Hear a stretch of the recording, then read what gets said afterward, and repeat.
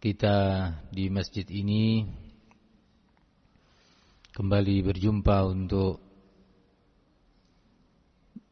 bersama-sama menambah iman dengan bertambahnya ilmu yang kita pelajari ini.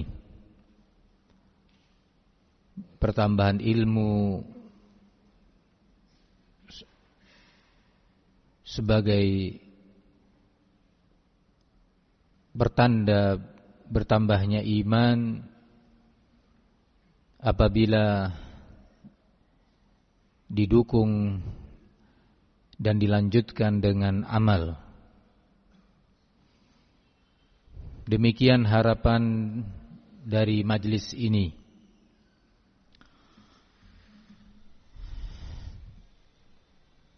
Tema daripada majelis kita seperti yang sudah insyaallah diumumkan oleh panitia merupakan salah satu tema penting yang di dalamnya berisi panggilan untuk kita semuanya. Sebuah tema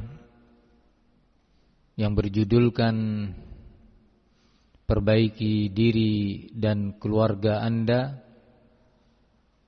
akan menjadi baik negeri dan negara Anda. Demikian judul dari tema majelis kita kali ini.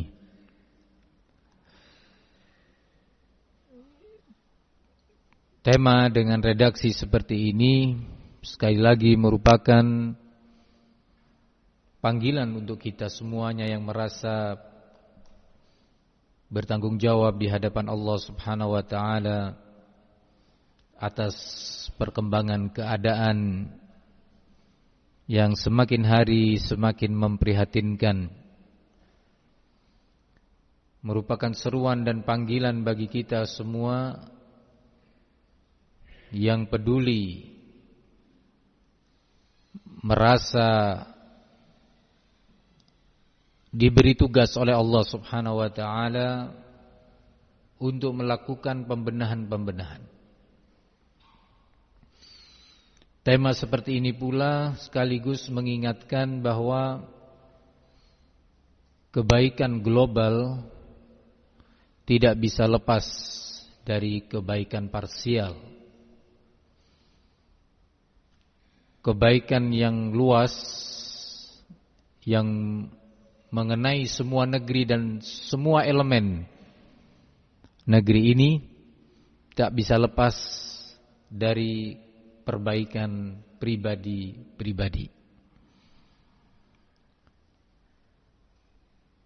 Dan upaya pembenahan serta perbaikan pribadi yang berlanjut kepada pembenahan keluarga bukan perkara yang sepele, bukan perkara yang kecil.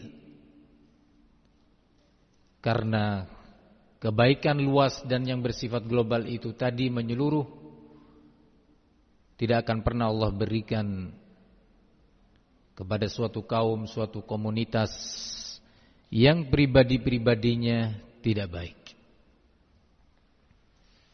Para hadirin yang semoga dilindungi Allah Tabaraka wa ta'ala. Kalau kita melihat sejarah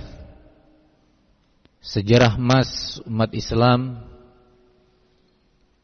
sejarah emas kaum muslimin yang telah sampai pada puncaknya, titik kulminasinya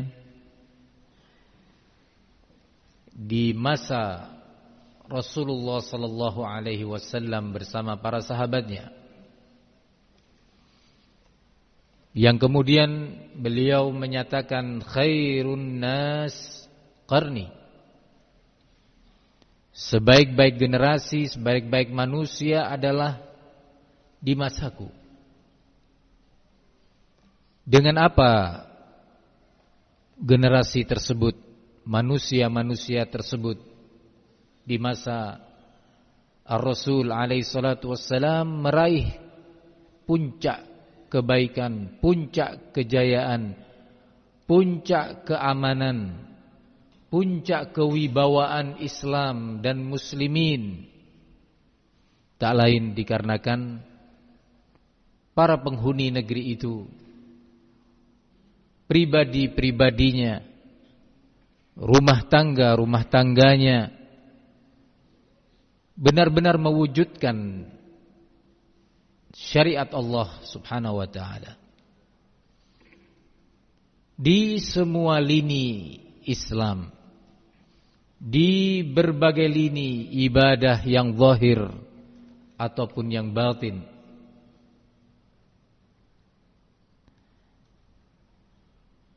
Maka suatu kaum, suatu negeri yang ingin meraih seperti atau setidaknya mendekati mirip seperti kejayaan, keamanan dan kewibawaan yang telah diraih oleh generasi tersebut, tidak ada jalan kecuali mengikuti, meneladani jejak mereka.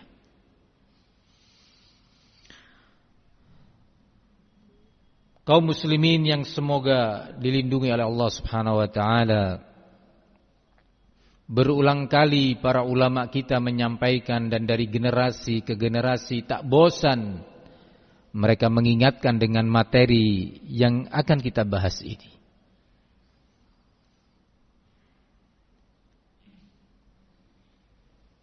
Bahwa kerusakan global, hilangnya rasa aman,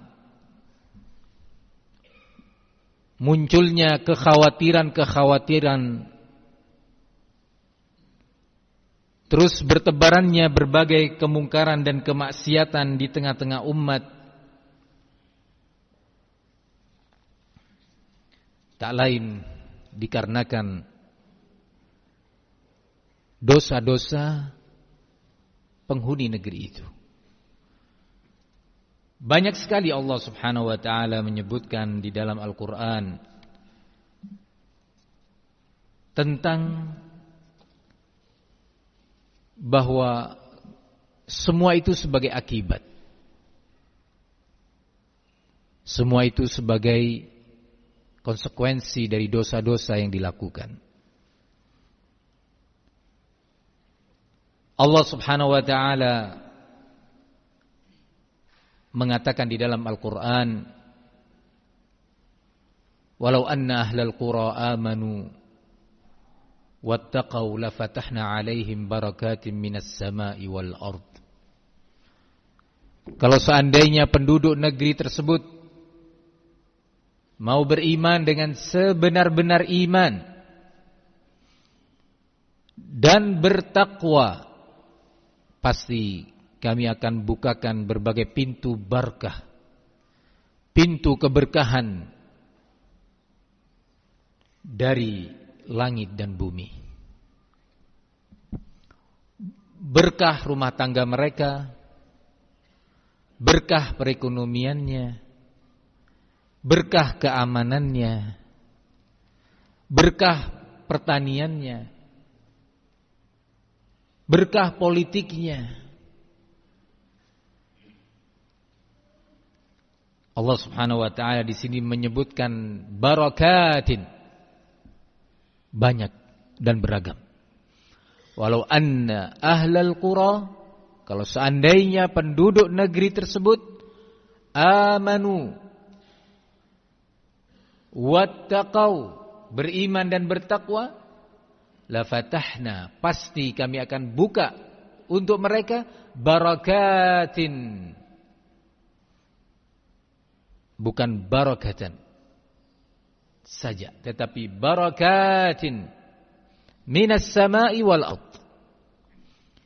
Pasti aku akan bukakan pintu-pintu berkah itu dari langit dan bumi, meliputi semua kehidupan mereka. Kenyataan sekarang kita melihat dalam kehidupan pribadi masing-masing hilang berkah tersebut. dalam kehidupan rumah tangga, keberkahan itu hilang.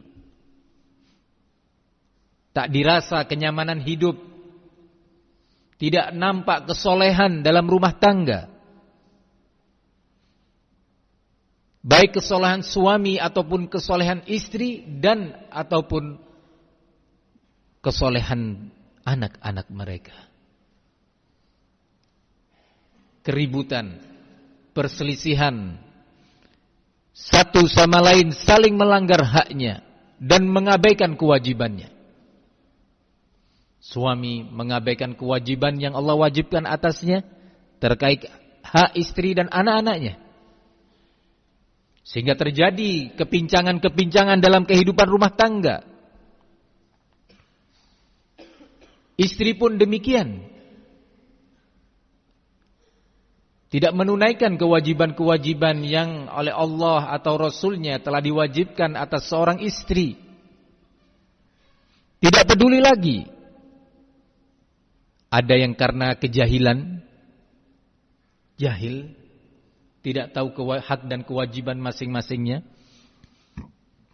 Ada yang karena hawa nafsu, sudah tahu, sudah mengerti, sudah berilmu tentang syariat untuk masing-masingnya, tetapi syariat itu dilanggar, tidak diwujudkan.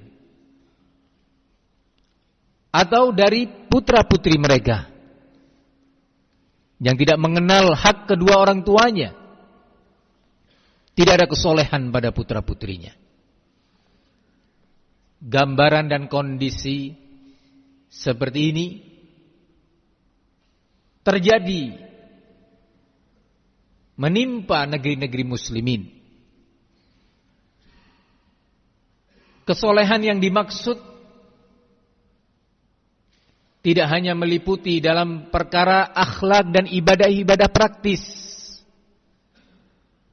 Tentu itu bagian daripada kesolehan.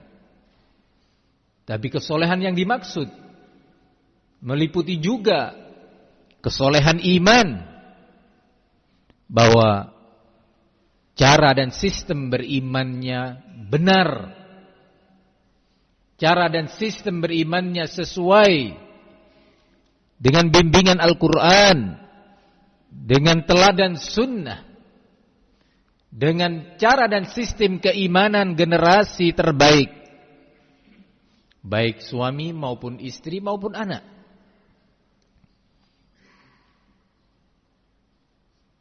Kesolehan akidah, kesolehan manhaj, semua itu masuk dalam kategori kesolehan, kategori takwa, kategori iman yang Allah katakan, walau anna ahlal qura amanu wattaqau, kalau seandainya penduduk negeri tersebut mau beriman dengan sebenar-benar iman kepada Allah sebagai satu-satunya yang pantas dan boleh diibadahi, tidak ada yang lainnya, bahwa Allah Subhanahu wa ta'ala tempat kita memohon segala kebutuhan dan hajat kita, tempat kita berlindung dari segala yang kita khawatirkan, hanya Allah, tidak selain Allah. Ketika rumah tangga kaum muslimin dihiasi dengan iman yang seperti ini,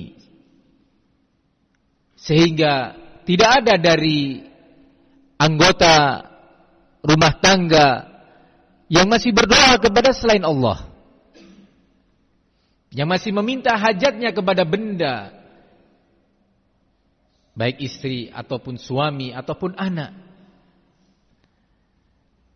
benar-benar mewujudkan kalimat la ilaha illallah pada rumah tangganya, mewujudkan tauhid dengan yang sebenar-benarnya.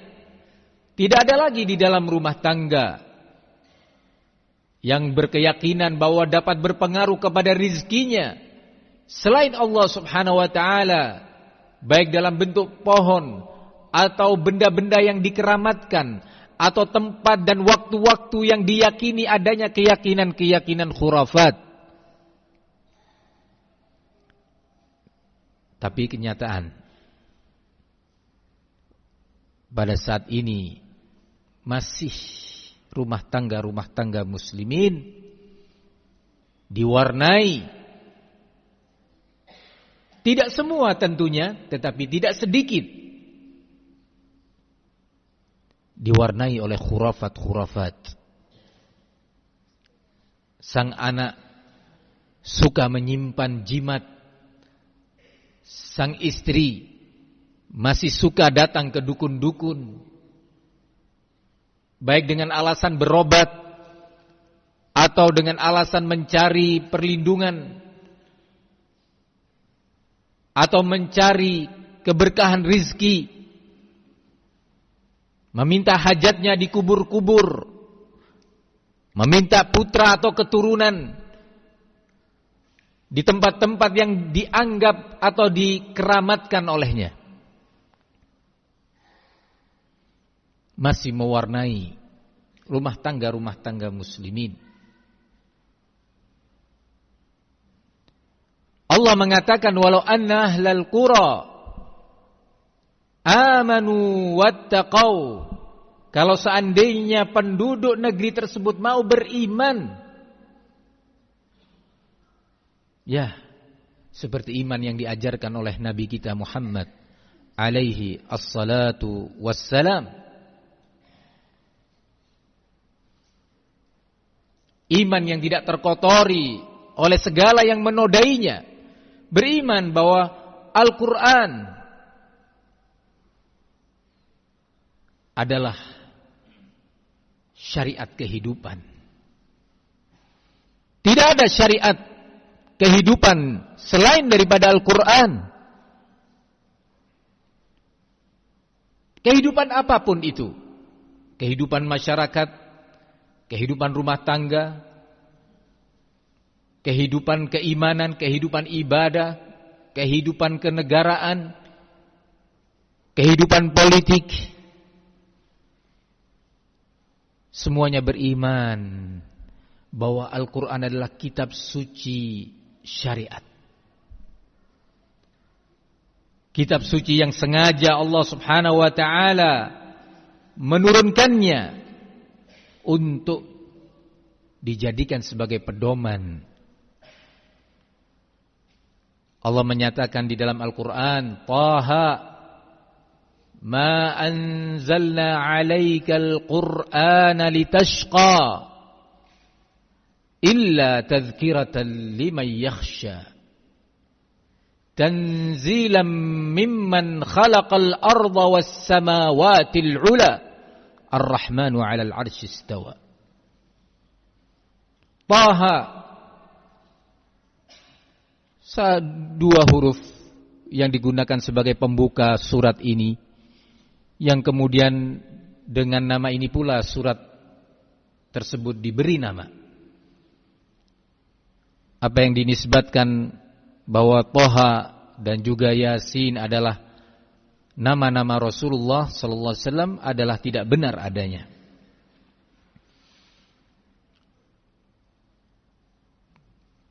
Para hadirin yang dimuliakan Allah tabaraka wa taala, Allah melanjutkan, ma anzalna 'alaikal Qur'an litashqa. Tidaklah kami turunkan kepadamu wahai Muhammad Al-Qur'an ini untuk engkau menjadi sulit dalam kehidupan, enggak. Sulit dalam kehidupan rumah tanggamu, sulit di dalam kehidupan imanmu, sulit dalam kehidupan dakwahmu, sulit dalam kehidupan peribadatmu, tidak.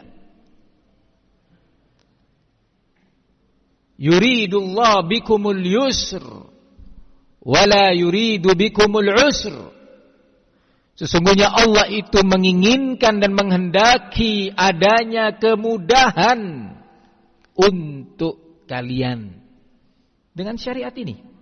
Wala yuridu bikumul usr, dan sama sekali Allah tidak menghendaki adanya kesulitan sedikit pun untuk kalian dengan turunnya Al-Quran ini. Hanya syaitanlah yang menggambarkan kepada kita gambaran kesulitan-kesulitan. Dan hawa nafsu di sisi lain yang membisikkan kepada kita bisikan-bisikan dusta tentang syariat Allah tabaraka wa ta'ala. Allah dengan tegas mengatakan, ma anzalna 'alaikal qur'ana litashqa illa tadhkiratan liman yakhsha. Hanya saja Al-Quran ini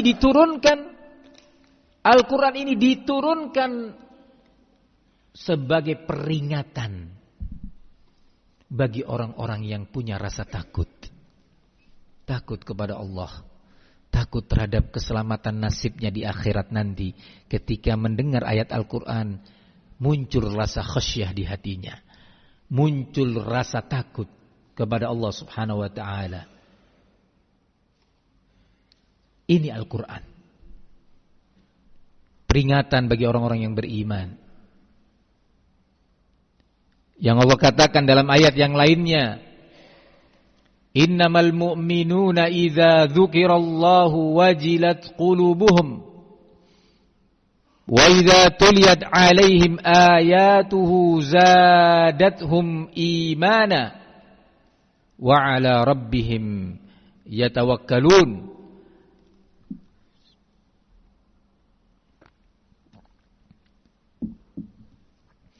Hanyalah orang-orang yang beriman itu adalah orang-orang yang apabila disebut nama Allah, wajilat qulubuhum, menjadi takut hati mereka. Ada rasa wajal, al-khauf wal khasyah di dalam hatinya ketika disebut nama Allah. Disebut nama Allah dengan beragam redaksi. Bisa dengan kata-kata ittaqillah ya fulan, bertakwalah kamu kepada Allah. Atau disebut salah satu nama dan sifat Allah di hadapannya. Atau disebut nama Allah dalam untayan ayat dari ayat-ayat Al-Quran. Menjadi takut. Muncul rasa khauf dan khasyah di dalam hatinya. Itu ciri-ciri mukminin. Wa idza tuliyat 'alaihim ayatuh zadatuhum imana. Dan apabila dibacakan kepada mereka orang-orang yang beriman dengan iman yang hakiki itu, dibacakan ayat-ayat Allah, imannya bertambah. Iman bertambah karena terbukti dengan amalan. Dibacakan ayat-ayat yang berisi syariat, aturan-aturan hidup, aturan-aturan iman, aturan-aturan ibadah, aturan-aturan akhlak dan muamalah, zadathum imana. Ayat-ayat itu menambah keimanan mereka yang terbukti dengan amalan. Amalannya bertambah, semakin baik, semakin banyak kuantitasnya, semakin bagus kualitasnya. Wa 'ala rabbihim yatawakkalun, dan mereka bertawakal hanya kepada Rabb mereka, kepada Allah. Di saat menjalankan syariat, di saat berhadapan dengan aturan Allah, bertawakal. Tentu syaitan membisikkan-bisikan. Asy-syaitanu ya'idukumul faqra wa ya'murukum bil fahsya. Sesungguhnya syaitan itu selalu membayang-bayangkan kemiskinan kepada kalian saat akan mengamalkan syariat, saat akan mengamalkan tauhid, saat akan mengamalkan sunnah, saat akan mengamalkan berbagai kewajiban-kewajiban. Ya'idukumul faqra, selalu membayangkan kepada kalian kemiskinan. Nanti begini loh, nanti kamu akan rugi loh, nanti akan hilang ininya loh, nanti gak punya kesempatan lagi loh. Itu syaitan. Wa ya'murukum bil fahsya, dan selalu menyuruh kalian untuk berbuat perbuatan keji. Keji dalam rumah tangganya, keji di dalam bermasyarakat, keji di dalam berbagai hal.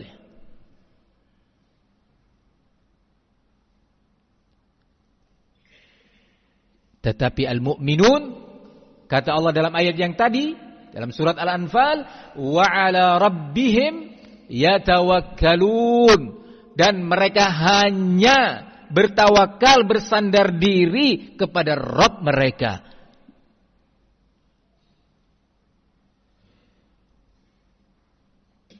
Ikhwani fiddin rahimani wa rahimakumullah.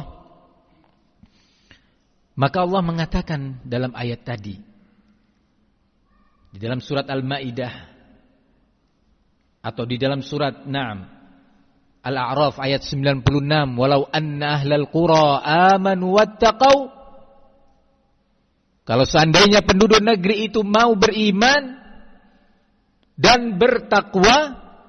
Bertakwa itu artinya menjalankan tugas-tugas dan kewajiban karena Allah. Bertakwa itu adalah upaya meninggalkan segala kemungkaran-kemungkaran yang dilarang dalam syariat Allah ini karena Allah. Beriman dan bertakwa. La fatahna alaihim barakatin minas sama'i wal ard. Pasti aku akan bukakan untuk mereka pintu-pintu barakah, jenis-jenis berkah.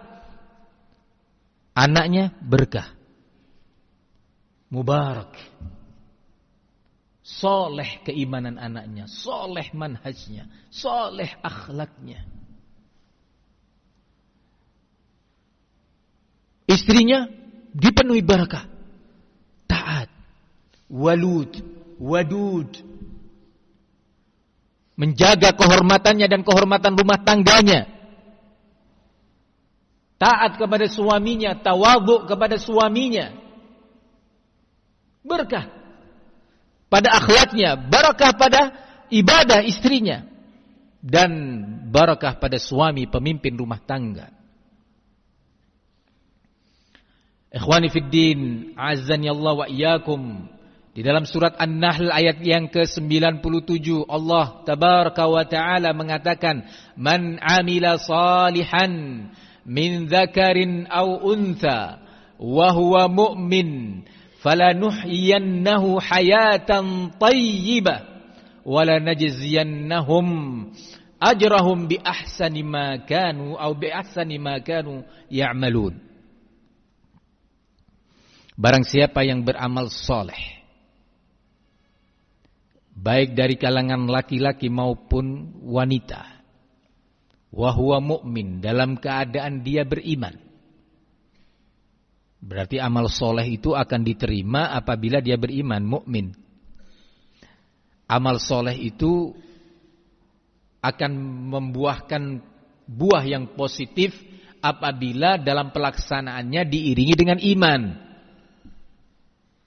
Bukan asal mengerjakan, bukan asal beribadah, bukan asal berdakwah, bukan asal membimbing, bukan asal bertolabul ilmi, bukan asal berumah tangga. Amalan salihan min dzakarin aw untha wa huwa mu'min. Dalam keadaan, dalam kondisi dia mukmin. Mukmin kepada Allah sebagai Rabb-Nya yang selalu melihat apa yang dia lakukan, selalu mendengar apa yang dia ucapkan, selalu mengetahui segala sesuatu. Mukmin bahwa Rabb-Nya itu akan menyediakan balasan dan ganjaran di akhirat. Mukmin bahwasanya syariat Allah ini diturunkan sebagai syariat yusr, syariat yang mudah, yang terbaik.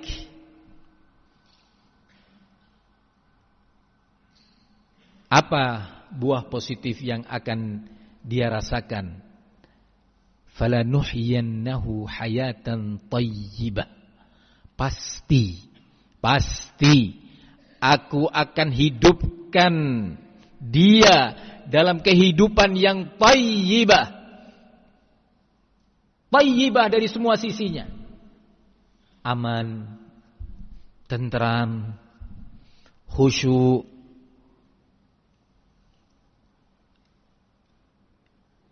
Kalau mau berbicara ekonomi, ekonominya juga barokah. Barokah. Barokah tidak identik dengan banyak. Tidak, barokah. Bisa dinikmati dengan nyaman. Melahirkan ketentraman hati saat digunakan. Barokah pada negerinya, negaranya, pimpinan negaranya, dan seterusnya. Fala nuhyiyannahu hayatan tayyibatan. Ini di dunia. Wala najziyannahum ajrahum bi ahsan ma kanu ya'malun. Dan akan kami balas ganjaran amalan-amalan soleh mereka dengan yang terbaik di akhirat nanti.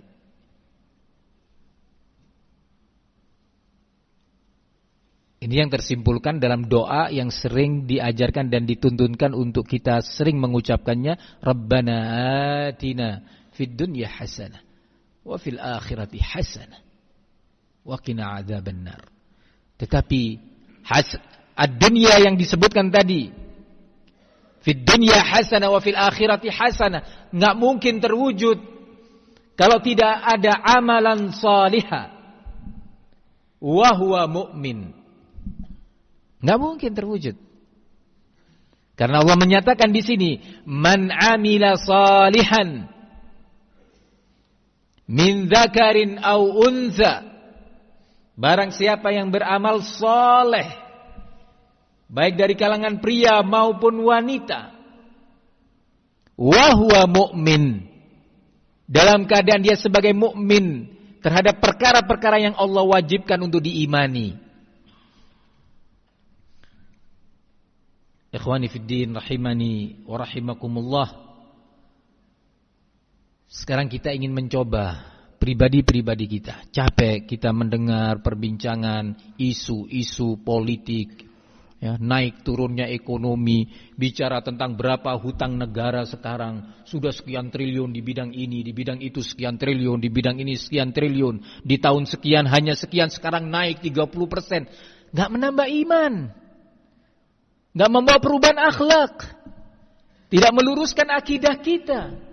Bahkan itu yang akan memprovokasi kita untuk menggibahi pemerintah kita, yang akan melahirkan kebencian-kebencian kepada pemerintah kita, yang semoga Allah berikan hidayah kepadanya. Enggak menambah iman, justru akan melahirkan amalan-amalan yang negatif dalam pandangan syariat.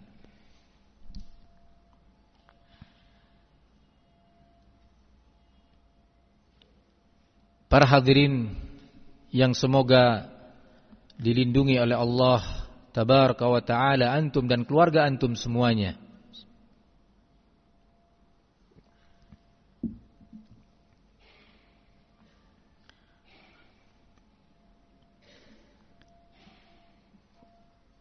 Berpaling dari syariat Allah, tidak mau mengimaninya, atau tidak mau mengamalkannya, atau enggan dan keberatan menjadikan syariat Allah sebagai syariat hidup, syariat kehidupan di berbagai lininya, dengan berbagai macam takwil. Takwilnya ada yang mengatakan, waduh sulit, kalau hukum-hukum itu diterapkan sekarang, kita nggak bisa hidup, kita nggak bisa berinteraksi, kita tidak bisa bersosial kemasyarakatan. Kita nggak bisa berjuang dalam tanda kutip dalam definisi yang mereka maukan. Wah, kalau begitu sulit, kita akan ketinggalan dibandingkan negeri-negeri lain. Ya subhanallah, luar biasa. Dalam ayat surat Taha tadi Allah melanjutkan tentang Al-Quran, tanzilan mimman khalaqal arda was samawatil ula.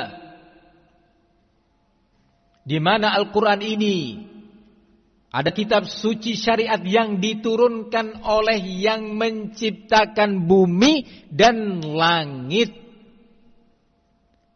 Bukan hasil musyawarah manusia jenius.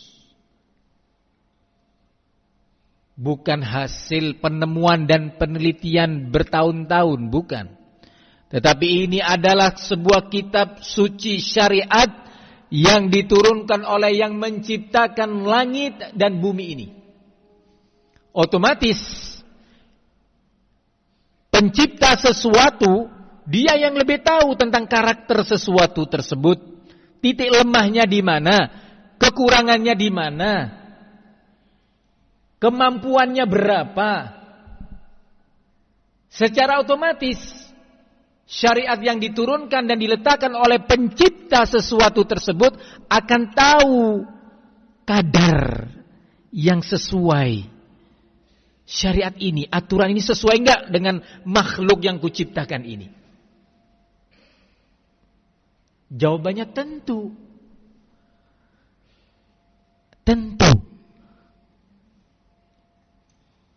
Maka Allah tabaraka wa ta'ala mengatakan di dalam Al-Quran, di dalam surat yang sama, fa imma ya'tiyannakum minni hudan faman tabi'a hudaya fala yadhillu wala yashqa. Dan apabila datang kepada kalian petunjuk dari sisiku, syariat dari sisiku, maka ikutilah, karena barang siapa yang mengikuti syariatku, petunjukku, sungguh dia tidak akan pernah tersesat dan tidak akan pernah mengalami kesulitan atau kesusahan. Tidak pernah tersesat dan tidak pernah susah di dunia, dan tidak akan pernah tersesat atau kesusahan di akhirat nanti. Fala yadhillu wala yashqa. Pertanyaannya, kita mau menjadi sebuah masyarakat yang saat datang syariat pencipta kita, pencipta negeri ini, pencipta segala isi di negeri ini, termasuk menjadi orang-orang yang mentaatinya dan mengamalkannya. Kalau kita berkomitmen, semua kita yang ada di masjid ini dan di luar masjid ini, semua elemen masyarakat di negeri ini mau mengikuti syariat Allah, bahwasanya tidak ada yang berhak diibadahi, dimintai pertolongan dan dimintai perlindungan kecuali Allah. Tidak Latta, tidak Uzza, tidak batu ini, tidak batu itu, tidak pohon yang ini, tidak pohon yang itu, atau keris ini dan keris itu. Tetapi tauhid,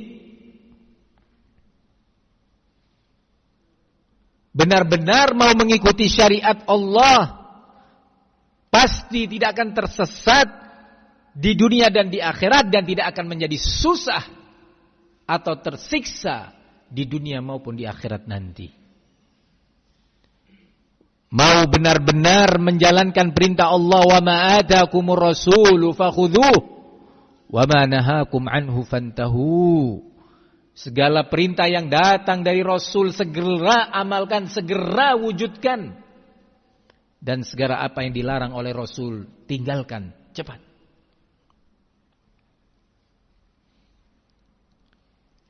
Kemudian Allah melanjutkan, wa man a'rada an dzikri fa inna lahu ma'isyatan dhanka wa nahsyuruhu yawmal qiyamati a'ma. Qala rabbi lima hasyartani a'ma wa qad kuntu basira. Qala kadzalika atatka ayatuna fanasitaha fakadzalika al-yawma tunsa. Barang siapa yang berpaling dari syariatku, maka baginya kehidupan yang sempit. Dijelaskan ma'isyatan dhanka dengan sekian makna, di antara lain adalah kehidupan adalah azab kubur. Keumuman lafaz ini pun dimaksudkan mencakup pula kehidupan di dunia yang sempit, Sempit karena apa? Bukan negeri yang sempit, negerinya luas. Berjuta-juta hektar negerinya. Dari ujung barat hingga ujung timur. Luas. Tetapi kenapa sempit? Ya, sempit. Karena penghuninya enggak bertakwa. Ya, sempit. Karena rasa aman itu sudah hilang.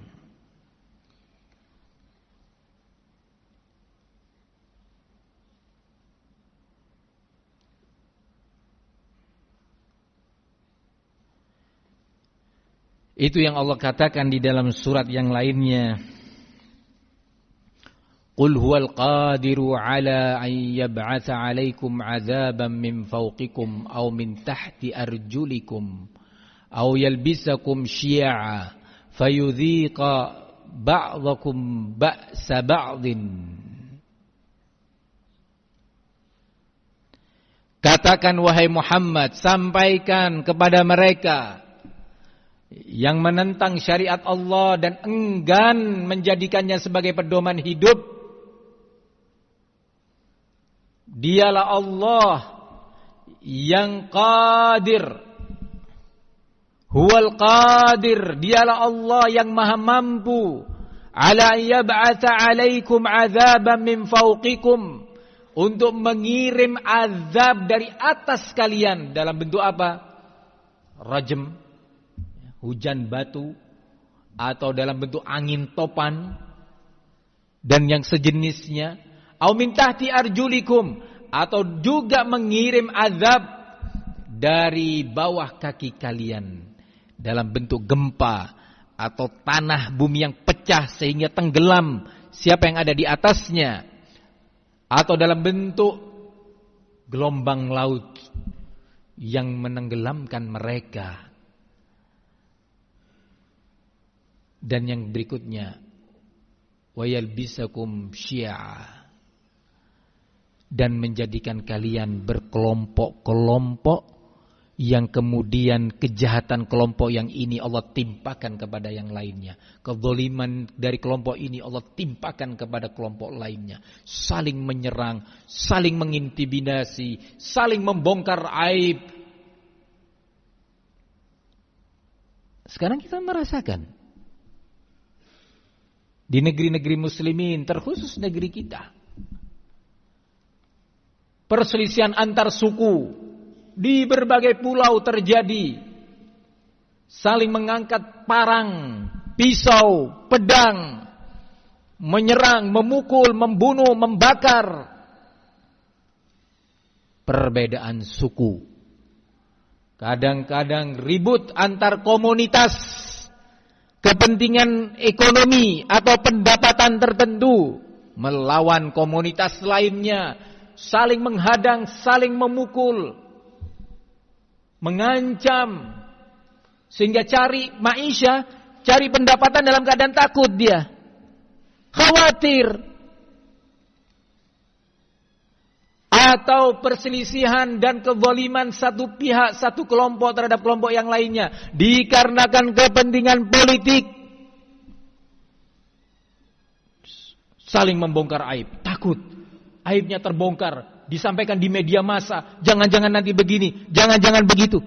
Penuh dengan ketakutan di semua lini. Kenapa? Kenapa terjadi seperti itu? Berbagai cara dilakukan untuk menenangkan keadaan. Berbagai kebijakan diambil untuk menimbulkan rasa aman di berbagai lini tersebut, tapi gagal. Kenapa? Apa sebabnya? Tidak lain adalah dosa. Tidak lain karena masyarakat muslim khususnya menjauh dan menghindar dari syariat Allah tabaraka wa ta'ala. Ikhwani fid din, rahimani wa rahimakumullah.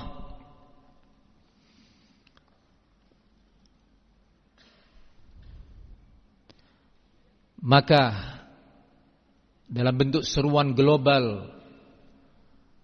Allah Subhanahu wa taala mengatakan seruan global bagi yang ingin selamat dari kehidupan yang centang perenang, selamat dari kehidupan yang saling mengancam, kerusakan demi kerusakan terus mengancam negeri kita, kerusakan moral terus seolah-olah sulit dihentikan. Berbagai langkah-langkah antisipasi telah diambil tetapi gagal dan gagal, muncul yang lebih besar lagi. Allah Subhanahu wa taala di dalam surat Hud ayat yang ke-52 mengatakan, wa ya qaumi istaghfiru rabbakum thumma tubu ilaih yursilis samaa 'alaikum midrara wa yazidkum quwwatan ila quwwatikum wala tatawallaw mujrimin. Wahai kaumku, istaghfiru rabbakum, beristighfarlah kalian kepada Rabb kalian. Istighfar, minta ampun dari dosa-dosa yang tak terhitung dan tak tergambar macam dan jenisnya. Istaghfiru rabbakum, perbanyak istighfar wahai kaumku. Jadikan lisan-lisan kita ini terus basah dengan istighfar, mengucapkan astaghfirullahal azim, astaghfirullahal azim, astaghfirullahal azim wa atubu ilaih, astaghfirullahal azim wa atubu ilaih. Perbanyak oleh lisan-lisan kita. Ajarkan kepada anak istri kita, perbanyak istighfar wahai istriku. Ucapkan istighfar wahai istriku. Anak-anakku, jangan hanya banyak bersenda gurau, banyak istighfar. Qulu astaghfirullah, astaghfirullah. Ya qaumi, istaghfiru rabbakum thumma tubu ilaih, kemudian bertaubatlah, rujuklah kepadanya. Rujuk kepada Allah, menyesali apa yang sudah dilakukannya selama ini, berbagai kekurangan dan kesalahan, baik melalui lisannya yang dia ucapkan ataupun perbuatannya ataupun hatinya. Taubat dalam bentuk meninggalkan segala dosa dan menggantinya dengan amalan-amalan yang selama ini dia tinggalkan, sekaligus meninggalkan segala kemaksiatan yang selama ini dia kerjakan. Kalau ini dilakukan oleh kita semua, kalau ini diwujudkan istighfar dan taubat oleh penduduk negeri ini, Allah mengatakan yursilis samaa 'alaikum midrara, Allah akan turunkan hujan dari langit ini, hujan yang menyejukkan dan bermanfaat, airnya bermanfaat. Wa yazidkum quwwatan ila quwwatikum, dan Allah akan tambah kekuatan untuk kalian di atas kekuatan yang sudah Allah berikan kepada kalian sebelum ini. Ingin kuat negeri ini? Ingin berwibawa? Ingin disegani oleh lawan-lawannya, memiliki kekuatan di berbagai bidangnya, kekuatan fisiknya, kekuatan tempurnya, kekuatan politiknya, berbagai kekuatan ekonominya, sehingga tidak bisa dipermainkan oleh musuh-musuhnya, menjadi kuat di internal negeri ini dan menjadi kuat berwibawa di hadapan dunia internasional. Apa itu? Istighfar dan taubat Istighfar dan tobat dari apa? Banyak hal yang semua harus belajar, mengkaji dan mengevaluasi. Kita lemah di berbagai bidang. Indonesia menjadi lemah di berbagai lini, saling berebut, saling berantem, saling mengancam. Apa sebabnya? Sebabnya tak lain adalah dosa. Dosa kita, dosa masyarakat, dosa rakyat.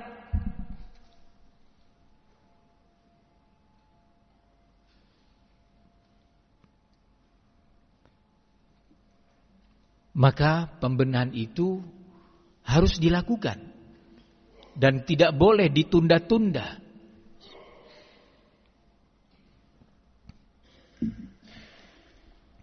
Semua kita terpanggil untuk melakukan pembenahan, dan majelis ini dan beberapa majelis yang semisalnya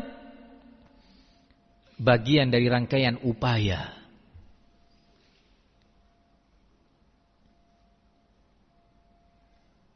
Ketika masyarakat dengan berbagai elemennya sudah hidup dengan saling mencurigai,